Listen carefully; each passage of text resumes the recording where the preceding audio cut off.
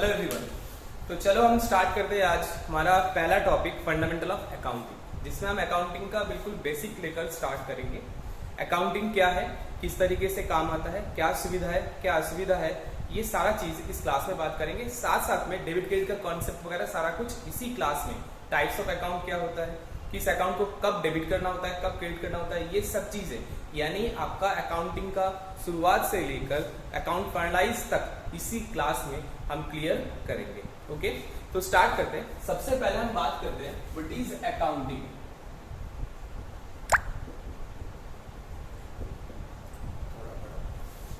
Accounting क्या है?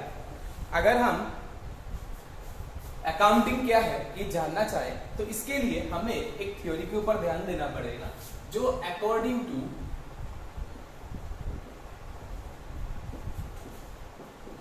AICPA के हिसाब से, AICPA यानी American institute of certified public accountant, इनके हिसाब से अकाउंटिंग इज एन आर्ट, यानी अकाउंट एक कला है। क्यों ऐसा क्यों बोला गया है? जैसे आप जब कोई पिक्चर ड्राइंग करते हैं तो सबसे पहले उसका स्केच बनाते हैं, कलर फिल करते हैं, बॉर्डर बनाते हैं, फिर उसका एक फाइनल लुक आप देते हैं। सेम एज इट इज तरीके से यहाँ पर अकाउंटिंग में भी हम अकाउंटिंग डाटा को कुछ स्टेप में फाइनलाइज करते हैं। इसी कारण से अकाउंटिंग को आर्ट या कला बोला जाता है। अकाउंटिंग के जो स्टेप्स है हम उनको लेके आप बात करते हैं। अकाउंटिंग स्टेप्स, यहां पर हम 5 स्टेप्स यानी 5 स्टेप्स ऑफ अकाउंट लेके बात करने वाले हैं। Actually American institute of certified public accountant के हिसाब से यहां पर 4 स्टेप है, बट हम इंडियन मेथड को भी जोड़ के टोटल 5 स्टेप्स ऑफ अकाउंटिंग मैं आपको बता रहा हूं, जिसमें हम सबसे पहला जो करते हैं वो होता है रिकॉर्डिंग। इसी को ही अकाउंटिंग के लैंग्वेज में हम बोलते हैं जर्नलाइजिंग या जर्नल। जब भी कोई ट्रांजैक्शन हुआ या इवेंट हुआ हम उसको सबसे पहले रिकॉर्ड करेंगे। ये रिकॉर्डिंग को ही हम अकाउंटिंग के लैंग्वेज में जर्नलाइजिंग या जर्नल करना बोलते हैं। जर्नल होने के बाद पर्टिकुलर ट्रांजैक्शन को पर्टिकुलर खाते में यानी पर्टिकुलर अकाउंट में ट्रांसफर भी करना होता है। इसको हम बोलते हैं क्लासिफिकेशन। मैं आपको एग्जांपल देके समझा रहा हूं, 1 मिनट वेट कीजिए बस। क्लासिफिकेशन को अकाउंटिंग के लैंग्वेज में हम बोलते हैं लेजर पोस्टिंग। क्या बोलते हैं? Ledger posting. इसके बाद हमारा थर्ड स्टेज है। क्लासिफिकेशन के बाद थर्ड स्टेज जो है वो हमारा है कैलकुलेशन, जिसको अकाउंटिंग के लैंग्वेज में हम बोलते हैं लेजर बैलेंसिंग। क्या बोलते हैं? Ledger balancing. ये मेरा तीसरा स्टेज है। तो मैंने अभी तक क्या क्या लिखा है? सबसे पहला रिकॉर्डिंग। जब भी कोई ट्रांजैक्शन होगा हमें सबसे पहले उसको रिकॉर्ड करना है, उसी को हम रिकॉर्डिंग बोलते हैं। रिकॉर्ड करने के बाद उसको पर्टिकुलर अकाउंट में हमें ट्रांसफर करना है, उसको हम बोलते हैं क्लासिफिकेशन। क्या बोलते हैं? क्लासिफिकेशन। क्लासिफिकेशन को ही अकाउंटिंग के लैंग्वेज में लेजर पोस्टिंग बोलते हैं। इसके बाद जो हमने क्लासिफाई किए उनका टोटलिंग करने के लिए हम उसको कैलकुलेशन करते हैं। कैलकुलेशन को अकाउंटिंग लैंग्वेज में लेजर बैलेंसिंग बोला जाता है। इसके बाद हमारा चौथा स्टेज, जिसको हम बोलते हैं समराइजिंग।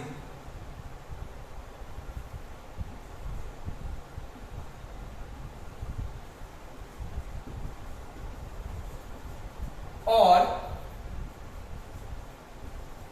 ट्रायल बैलेंसिंग, जो हम समरी तैयार करने के लिए ये पर्टिकुलर स्टेप को फॉलो करते हैं।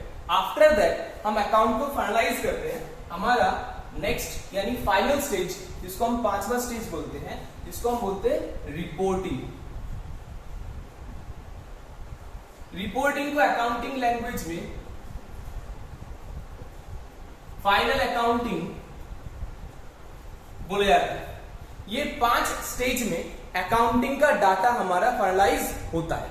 अब हम एक एग्जांपल लेते हैं। सपोज करो यहां पर अभी 50 स्टूडेंट बैठे हैं। जिन 50 स्टूडेंट का मैंने सबसे पहले बोला उनका नाम और 12th का परसेंटेज, नाम एंड 12th का परसेंटेज दोनों एक जगह पर लिखा जाए। ये जो अब लिखने का काम आप कर रहे हो इसको हम बोलते हैं रिकॉर्डिंग, ठीक है। इसे लिखने के बाद मैंने बोला अब इनको दो ग्रुप में बांट दो, एक तो गर्ल्स के ग्रुप अलग, एक बॉयज का ग्रुप अलग। फिर मैंने बोला गर्ल्स के ग्रुप में भी दो कैटेगरी बनाओ, एक तो बिफोर मतलब बिलो 60%, एक above 60%। Same as it is boys में भी दो कैटेगरी बनाओ, यानी टोटल 4 ग्रुप बन गया। यानी 4 ग्रुप में जब आप अलग अलग से बच्चों को अलग अलग से क्लासिफाई कर रहे हो तो उसको हम बोलते हैं क्लासिफिकेशन। उसी को अकाउंटिंग के लैंग्वेज में हम बोलते हैं ledger posting. Okay, ledger posting के बाद मैंने आपको बोला अब एक काम करो, जो आपने चारों कैटेगरी आपने मैनेज किए हो उन चारों कैटेगरी का एक एक ग्रुप का इंडिविजुअल टोटल आप बताओ। आपने टोटलिंग करे, टोटल करके बोले सर इसमें इतना इतना है। ये जो आपने ग्रुपिंग बताया, टोटलिंग करके बताया, उसको हम बोलते हैं कैलकुलेशन या लेजर बैलेंस। कैलकुलेशन करने के बाद मैं आपको बोला अब आप मैच करके देखो कि आपका चारों ग्रुप का टोटल स्टूडेंट्स के साथ मैच कर रहा है या नहीं कर रहा। आपने बोला हाँ बिल्कुल सर मैच कर रहा है, क्योंकि उसी में से ही तो डाटा है तो इसलिए मैच भी करेगा। तो उसको हम बोलते हैं समराइजिंग या ट्रायल बैलेंस। आफ्टर दैट मैंने आपको एक रिपोर्ट तैयार करने के लिए बोला कि टोटल स्टूडेंट का कितना परसेंट आपका बॉयज है, टोटल स्टूडेंट का कितना परसेंट आपका गर्ल्स है, गर्ल्स में कितना परसेंट स्टूडेंट ऐसा है जो 60% से ऊपर स्कोर किया है, same as it is boys में, ताकि मुझे एक जगह का परफॉर्मेंस या क्वालिटी पता लगे। Same as it is accounting में भी आप रिपोर्ट तैयार करते हैं कि पूरा साल आपने जो कर्मकांड किए हो उसका फाइनल रिपोर्ट यानी एक पन्ने का वो profit and loss and balance sheet. जैसे आप पूरा साल पढ़ाई करते हो और पूरे साल पढ़ाई का आपका रिपोर्ट किस में आता है, वही एक पन्ने का रिजल्ट में, जो आपका पूरा आगे का जिंदगी तय कर देता है कि आप क्या करने वाले हो या किस तरीके से आपने पढ़ाई की हो। Same as it is accounting में ये रिपोर्टिंग यानी फाइनल रिपोर्टिंग हमारा वो एक पन्ने का रिपोर्ट है जो हमारा बिजनेस का प्रॉफिट लॉस या मेरा बिजनेस का आज के डेट में कितना संपत्ति है या कितना लायबिलिटी है उसका स्टेटस बताने का काम करता है, ताकि बिजनेस का position and performance. Balance sheet हमारा बिजनेस का पोजीशन बताता है एंड हमारा जो प्रॉफिट एंड लॉस है वो हमारा बिजनेस का परफॉर्मेंस बताता है। ये पता करने के लिए हम रिपोर्टिंग या फाइनल अकाउंटिंग का सहारा लेते हैं। ये 5 स्टेज में अकाउंटिंग का डाटा फाइनलाइज होता है। इसी कारण से अकाउंटिंग को भी एक आर्ट या कला बोला जाता है। ओके, कोई दिक्कत यहाँ तक? शायद आप लोगों को इसमें कोई दिक्कत नहीं है। तो ये था हमारा अकाउंटिंग का स्टेप्स एंड अकाउंटिंग क्या है। इसके बाद हम नेक्स्ट स्टेप की बात करते हैं। इसको इरेज कर देते हैं। सभी एक बार लिखना चाहो तो लिख लो या तो स्क्रीन क्लिक कर लो। इसका वीडियोस आप लोगों को मिल जाएगा, तो ज्यादा दिक्कत आए तो कोई दिक्कत नहीं, आप वीडियोस देख के भी लिख सकते हो बाद में। वैसे आप चाहो तो स्क्रीनशॉट ले लो, सबसे बढ़िया। ओके, इरेज कर दूं मैं इरेज कर रहा हूं।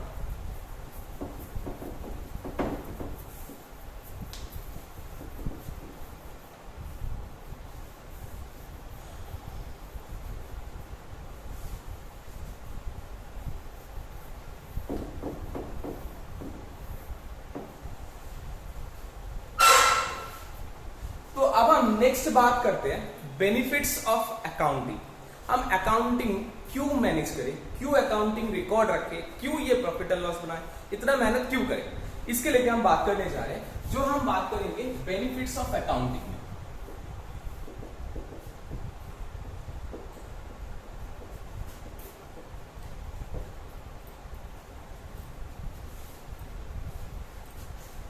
सबसे पहली बात, अगर आप अपना बिजनेस का आज के डेट में परफॉर्मेंस जानना चाहते हो कि कितना परफॉर्म कर रहा है, मैनेजमेंट का एफिशिएंसी क्या है, ये अगर आप जानना चाहते हो तो सबसे पहले आपको आपका बिजनेस का प्रॉफिट एंड लॉस बनाना पड़ेगा, ताकि आपको ये पता लगे कि मेरा बिजनेस में से कितना प्रॉफिट हो रहा है, कितना लॉस हो रहा है। जो प्रॉफिट या लॉस का हम अंकन करते हैं या निकालते हैं, वो उसका मेन मतलब यही होता है कि बिजनेस का परफॉर्मेंस देखना। तो अगर बिजनेस का परफॉर्मेंस जानना है तो मुझे अकाउंटिंग रखना पड़ेगा। पहली बात तो ये हो गया। तो परफॉर्मेंस जानने के लिए you need to know the performance of business. दूसरी बात, आज के डेट में आपके पास कितना संपत्ति है एंड उसके ऊपर दावेदार यानी लायबिलिटी उसके ऊपर कितना है, अगर हमें ये जानना है तो भी हमें क्या करना पड़ेगा, अकाउंटिंग मैनेज करना पड़ेगा। बिना अकाउंटिंग मैनेज करे हम हमारे बिजनेस का एक्चुअल आज के डेट में एसेट या लायबिलिटी का स्टेटस हम पता नहीं कर सकते। तो to know the position of assets and liabilities, assets या लायबिलिटीज का पोजीशन जानने के लिए भी, परफॉर्मेंस जानने के लिए भी हम किसका सहारा लेते हैं, इसी चीज का सहारा लेते हैं, इसको हम क्या बोलते हैं, अकाउंटिंग, है कि नहीं।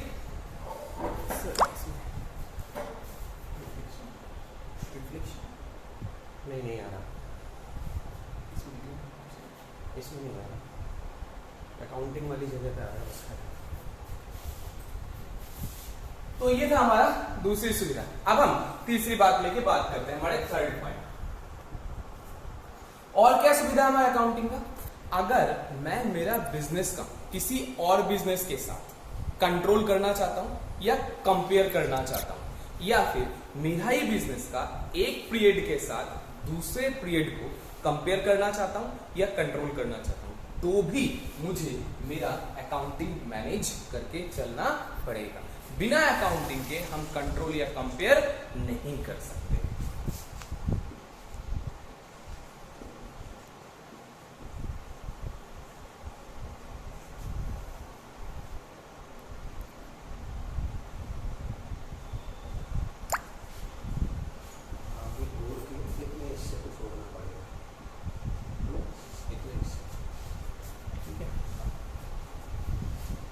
क्या वो फ्लक्चुएशन नहीं हो रहा, तो आगे जा रहा था तो डार्क हो रहा था, पीछे जा रहा था तो लाइट हो रहा था, तो नहीं होता।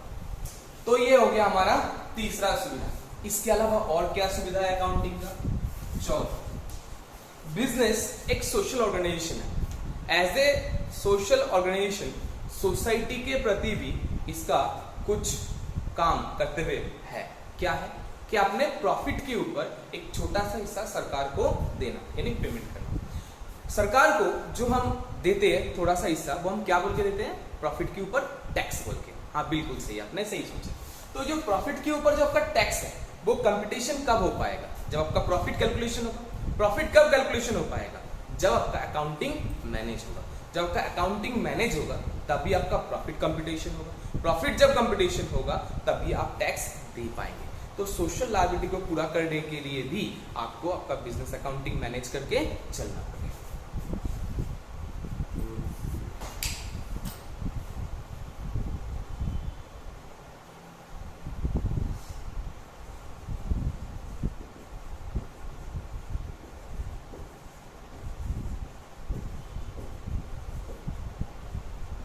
5वीं बात जो सबसे इंपॉर्टेंट है, बिजनेस के इनसाइडर या बिजनेस का आउटसाइडर। बिजनेस के इनसाइडर कौन, बिजनेस का मालिक यानी जो बिजनेस में पैसा लगाया है।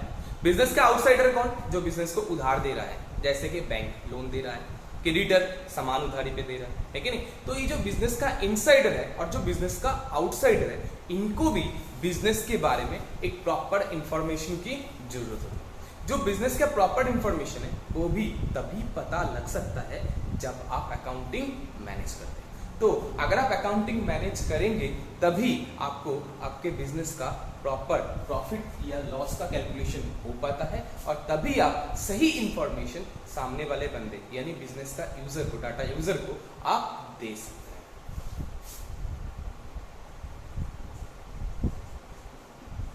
प्रोवाइड इंफॉर्मेशन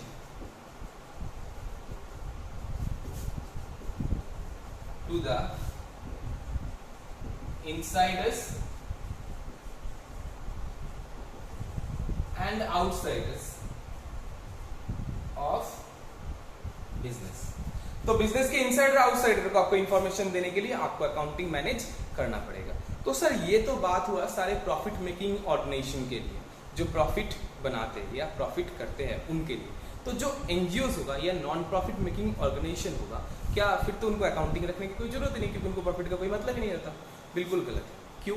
क्योंकि नॉन प्रॉफिट मेकिंग ऑर्गेनाइजेशन भी ये जानना चाहते हैं कि उसके पास जो पैसा आया वो कहाँ से आया, खर्चा हुआ तो कहाँ हुआ और किस तरीके से खर्चा हुआ। ये सारी चीज़ जानने के लिए भी उसको भी अकाउंटिंग यानी नॉन प्रॉफिट मेकिंग ऑर्गेनाइजेशंस के लिए भी अकाउंटिंग मैनेज करना पड़ता है।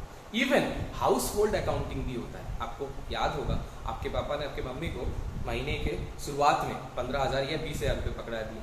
उन्हीं के ऊपर बेस करके मम्मी अपना बजट बना के अपना जहाँ जितना खर्चा होता है उसको वहाँ उतना खर्चा मैनेज करने के बाद जो बचा हुआ रहता है उसको सेविंग करने के ऊपर भी ध्यान देते हैं। क्यों ध्यान देते हैं?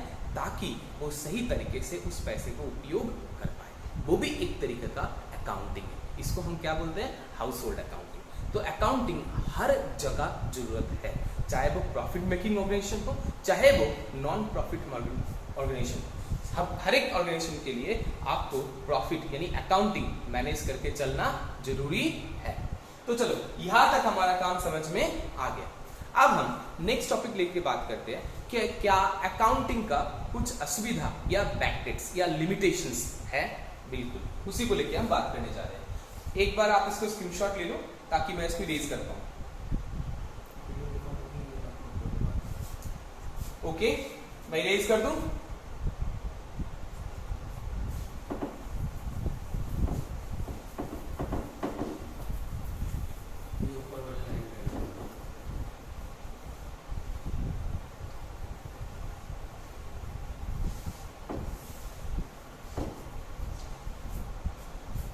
अब हम बात करते हैं लिमिटेशन लेकर।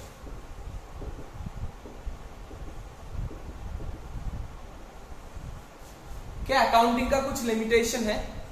बिल्कुल है।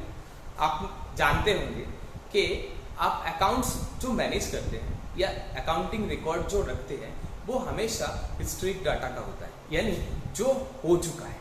तो जो हो चुका है उसी के ऊपर बेस करके हम अकाउंटिंग को रिकॉर्ड करते हैं। जो हो चुका है उसके ऊपर बेस करके हम रिकॉर्ड करते हैं। इसीलिए फ्यूचर को हम जस्ट प्रेडिक्ट कर सकते हैं, एसर्टेन कर सकते हैं, बट कभी भी सर्टेनिटी नहीं दे सकते कि अगर आपने पिछले 2 साल से 2 करोड़ का बिजनेस किए हैं तो इस बार भी आपका 2 करोड़ का बिजनेस होगा, ऐसा नहीं। बट हाँ, हम एक क्या होता है, एक प्रेडिक्शन लेके चल सकते हैं कि पिछले साल 2 करोड़ था, इस साल आपका 2.5 करोड़ हुआ है, तो चलो इस साल आपका 3 करोड़ रहेगा। इसके ऊपर बेस करके आपका एक्सपेंस क्या क्या रहेगा, किस तरीके से एडजस्टमेंट करेंगे, ये आप जरूर कर सकते हैं। मतलब आप फ्यूचर का सर्टेनिटी नहीं दे सकते, सिर्फ आप प्रिडिक्शन दे सकते हैं। ठीक है ना? तो ये आपका पहला लिमिटेशन है। इसके अलावा दूसरा लिमिटेशन भी है। अकाउंटिंग में सिर्फ उन्हीं को रिकॉर्ड किया जाता है, उन्हीं इवेंट्स को रिकॉर्ड किया जाता है जो मॉनिटरी रूप में कन्वर्ट हो सकता है। जिनका मॉनिटरी कोई वैल्यू नहीं है वो अकाउंटिंग में रिकॉर्ड नहीं हो सकता। यानी लव, अफेक्शन, रेस्पेक्ट, इन सब का कोई अकाउंटिंग यानी मॉनिटरी वैल्यू ना होने की वजह से इनको अकाउंट्स में रिकॉर्ड नहीं किया जाता। समझे? चले, तो हम लिमिटेशन के लिए हमने 2 लिमिटेशन आपसे बात किए। सबसे पहला limitation,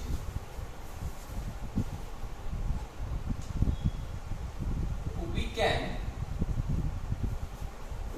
predict the future but don't able to give certainty।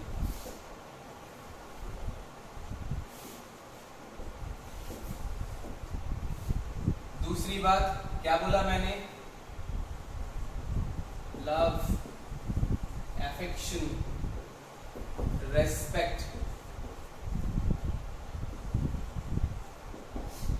do not have any money value, so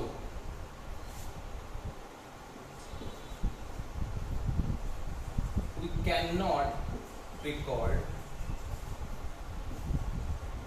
such value, social value आप लिख सकते हो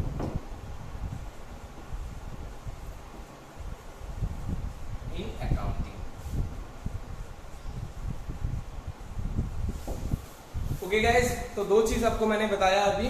तो ये था हमारा लिमिटेशन, अकाउंटिंग में हमारा असुविधा, बैकडेट्स, लिमिटेशन, आप जो बोलना चाहो वो इसी को ही बोल सकते हो। इसके अलावा अकाउंटिंग हर जगह सुविधा ही सुविधा देता है, इसका और कोई असुविधा नहीं है। हाँ, ये आप जरूर बोल सकते हो कि अकाउंटिंग मैनेज करना पड़ेगा, तो हो सकता है एक बंदा रखना पड़ेगा कंपनी को, तो उसका खर्चा बढ़ जाएगा।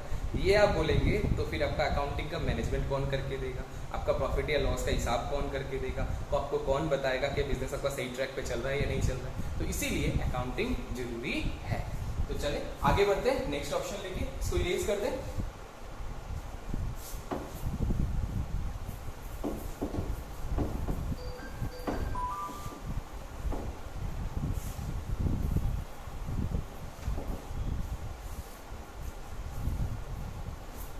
अब हम बात करेंगे बहुत ही इंपॉर्टेंट टॉपिक लेकर, जिसको हम बोलते हैं कॉन्सेप्ट ऑफ अकाउंटिंग। अकाउंटिंग जैसे एक घर कुछ दीवार के ऊपर या कुछ बीम के ऊपर खड़ा होता है, घर के छत जो होता है, same as it is accounting भी कुछ बीम या कुछ दीवार के ऊपर खड़े हैं, उनको हम बोलते हैं कंसेप्ट। हिंदी में उसको अवधारणा भी बोलते हैं। कंसेप्ट ऑफ अकाउंटिंग लेके हम बात करते हैं। हम मेनली यहाँ पर 7 कॉन्सेप्ट लेके आपको बताएंगे। उसी 7 कॉन्सेप्ट के ऊपर पूरा अकाउंटिंग मेनली बेस करता है। बाकी और भी कॉन्सेप्ट्स हैं, बट आपके लिए 7 कॉन्सेप्ट मोर देन सफिशिएंट है। इसको आप समझ जाएंगे तो अकाउंटिंग आप नियर अबाउट क्लियर हो जाएगा। तो चलिए हम बात करते हैं। बाकी जो कॉन्सेप्ट होगा वो हम बाद में क्लास जब चलते रहेगा धीरे धीरे एक एक कॉन्सेप्ट करके हम क्लियर करते जाएंगे। इनिशियली हमें 7 कॉन्सेप्ट की जरूरत पड़ेगा, उसी 7 कॉन्सेप्ट लेके हम पहले बात करेंगे।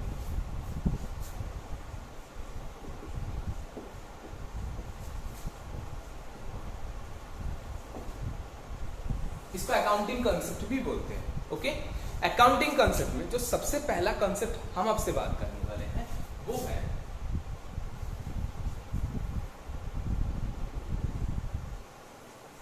Money measurement concept.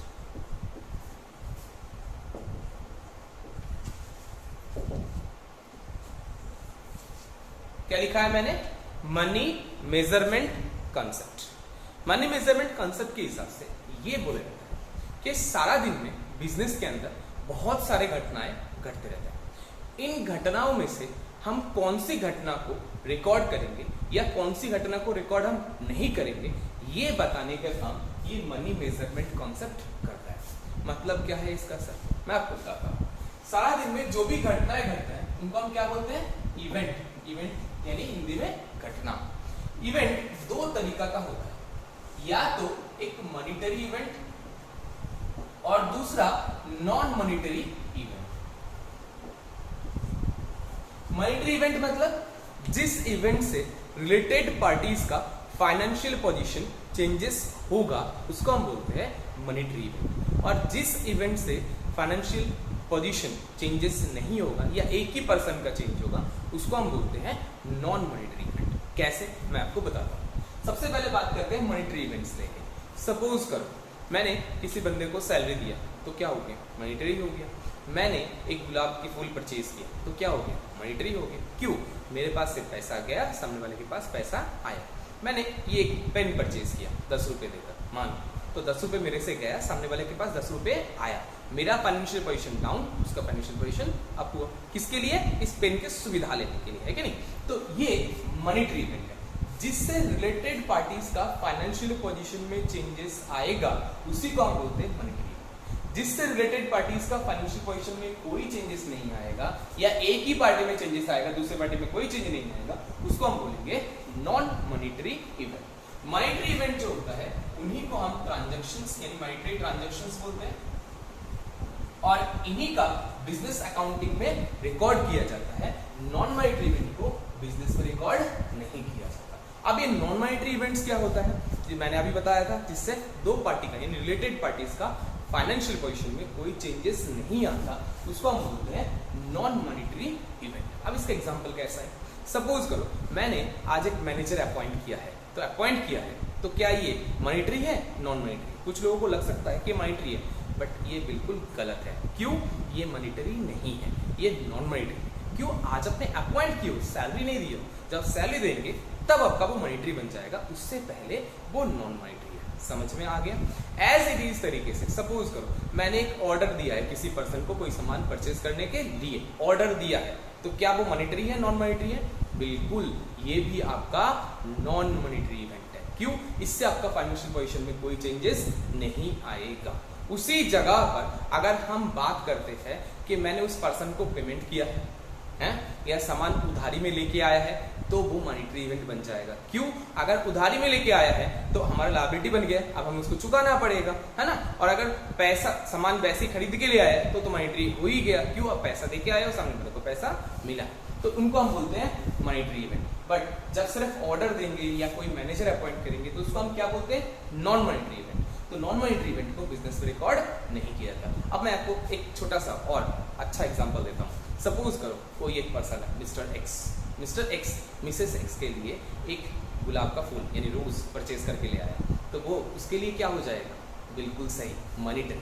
बट वो रोज जब मिसेस एक्स को देगा तो मिसेस एक्स के लिए और मिस्टर एक्स के बीच में जो ट्रांजेक्शन हुआ, क्या वो मॉनिटरी है? बिल्कुल भी नहीं है, वो नॉन मॉनिटरी है। क्यों? लव, अफेक्शन, रेस्पेक्ट, उसके वजह से उन्होंने वो दिया है, बट उसके वजह से उनको कोई पैसा यानी कंसिडरेशन बदले में कुछ भी नहीं मिला है, इसलिए वो नॉन मॉनिटरी। समझ में आ गया? तो ये था हमारा पहला कंसेप्ट। इसका एक और एग्जाम्पल कि हमने हमारी पार्टी को लंच कराया। तो ये था हमारा पहला कंसेप्ट जिसमें हमने बात करें मनी मेजरमेंट कंसेप्ट लेकर। अब हम बात करते हैं सेकंड कंसेप्ट, हमारा दूसरा कंसेप्ट लेकर। इसको इरेज कर दें, ये तो समझ में आ गया। वैसे मैं इसका ज्यादा टेक्सटिंग नहीं कर रहा हूँ, टेक्स्ट के लिए अलग से आपको नोट्स मिल जाएगा, अब उसमें देख लीजिएगा। मैं टेक्स्ट लिखूंगा तो आपको समझ में कम ही आएगा, इससे अच्छा मैं ग्राफिकल समझा रहा हूँ क्योंकि पिक्चर ज्यादा अच्छा समझ में आता है। ठीक है, तो ये था हमारा पहला कॉन्सेप्ट जिसमें हमने देखे मनी मेजरमेंट कॉन्सेप्ट। इरेज कर दूं? Okay, thank you. Next topic में जाते हैं।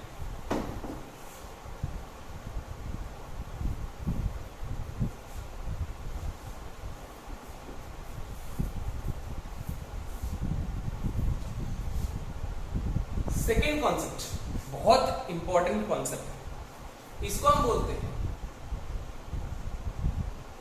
Separate entity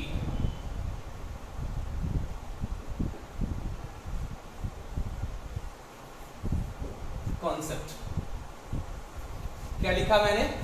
separate entity concept, अलग सत्ता, इसको पृथक सत्ता भी बोलते हैं।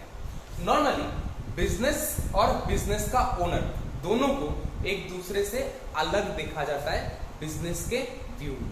अगर अलग नहीं देखा जाएगा तो बिजनेस का मालिक अपना पर्सनल खर्चा भी बिजनेस में दिखाना शुरू करेगा, और अगर पर्सनल खर्चा बिजनेस में दिखाएगा तो बिजनेस का एक्चुअल प्रॉफिट या लॉस का पता नहीं लगेगा। इसीलिए अकाउंटिंग में सबसे पहले इन दोनों को अलग अलग कर दिया गया है। चाहे बिजनेस प्रोप्राइटरशिप हो तो भी बिजनेस अलग है किसके तुलना में? मालिक की तुलना में। तो ये जो कॉन्सेप्ट है ये आपको ये बताया कि बिजनेस एंड इसका ओनर एक दूसरे से सेपरेट है कि नहीं? जैसे कि मिस्टर अंबानी एंड रिलायंस, ये दोनों एक दूसरे से अलग है कि नहीं? और इस अलग होने की वजह से यहाँ पर हमें और भी दो नया चीज सीखने को मिलेगा। कैसे? जब बिजनेस का ओनर बिजनेस में कुछ इन्वेस्ट करता है तो ओनर के लिए वो इन्वेस्टमेंट होता है,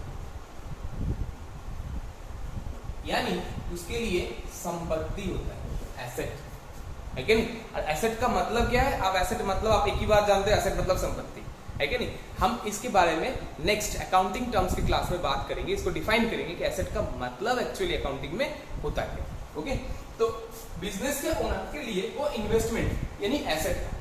वही जगह पर अगर बिजनेस के लिए देखा जाए तो बिजनेस के लिए उसको हम बोलते हैं कैपिटल। तो कैपिटल किसको बोलते हैं? बिजनेस का ओनर बिजनेस में जो भी इन्वेस्ट करता है वो हम क्या बोलेंगे? उसको कैपिटल बोलेंगे। और कैपिटल बिजनेस के लिए एक लायबिलिटी होता है।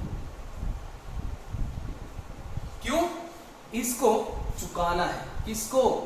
बिजनेस को। किसको चुकाना है? अपने मालिक। इसीलिए ये बिजनेस के लिए तो लायबिलिटी है, बट ओनर के लिए ये संपत्ति है। सेम एज इट इस तरीके से आप नेक्स्ट ट्रांजेक्शन ले लेते हैं। सपोज करो ये कैश विथड्रॉन हो गया, यानी मालिक ने विड्रॉन कर लिया, बिजनेस में जो भी संपत्ति लगाया था वो उठा लिया, विड्रॉन कर लिया, घर ले गया, पर्सनल पर्पस में ले गया, तो क्या होगा? तो सीधी सी बात, जब यहाँ पर एसेट था, जब इन्वेस्ट किया था, अब इन्वेस्टमेंट का क्या हो गया? विड्रॉल हो गया। इन्वेस्टमेंट यानी एसेट कम हो गया। सेम एज इट इज तरीके से बिजनेस के केस में अगर देखा जाए तो बिजनेस से क्या हुआ? बिजनेस से बिजनेस का ओनर अपना कैपिटल लेके गया। बिजनेस का ओनर जब बिजनेस से अपना पर्सनल पर्पस में कोई संपत्ति, कोई लायबिलिटी उठा के लेके जाएगा तो उसको हम बोलेंगे ड्राइंग। क्या बोलेंगे? ड्राइंग। और ड्राइंग को हम क्या बोलते हैं? Negative capital. यानी पहले बिजनेस का लायबिलिटी था, अब वो लायबिलिटी क्या हो गया? कम हो गया। समझे कि नहीं? इसीलिए अगर मान लीजिए मिस्टर अंबानी ने 100 रुपए बिजनेस में इन्वेस्ट किया था तो उनके लिए इन्वेस्टमेंट था पहले 100 रुपए का।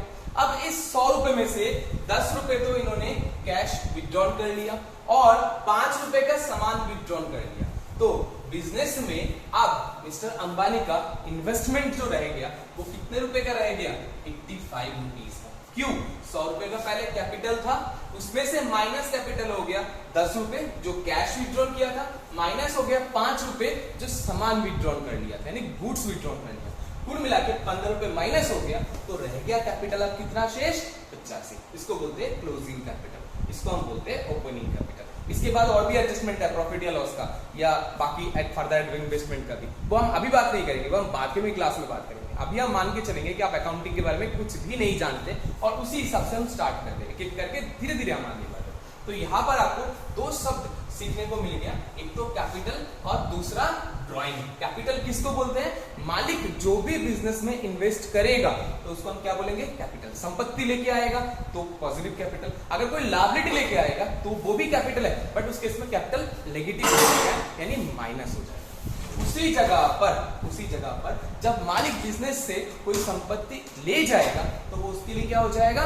ड्राइंग, यानी वो उसके लिए नेगेटिव कैपिटल बन जाएगा। तो ये था 2 कॉन्सेप्ट। इसके अलावा जो 2 बात और सीखने को मिलता है, एक तो एसेट और दूसरा लायबिलिटी। अभी इसके बारे में मैंने ज्यादा डिस्कस नहीं किया, क्यों? इसके लिए अलग से एक टर्म्स का क्लास है, अकाउंटिंग टर्म्स का, इसमें हम इन टॉपिकों के बारे में यानी अकाउंटिंग टर्म्स के बारे में हम बात करेंगे। तो ये था हमारा सेकेंड कॉन्सेप्ट जिसको हम बोलते हैं सेपरेट एंटिटी कॉन्सेप्ट। किसी को कोई प्रॉब्लम है? किसी को कोई दिक्कत है? शायद नहीं है। आप एक बार इसका स्क्रीनशॉट ले लो, फिर भी कुछ क्वेरी है तो पूछ सकते हो।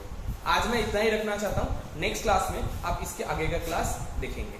और किसी को कुछ क्वेरी है आप मुझे अभी फोन करके भी पूछ सकते हो। Okay, thank you.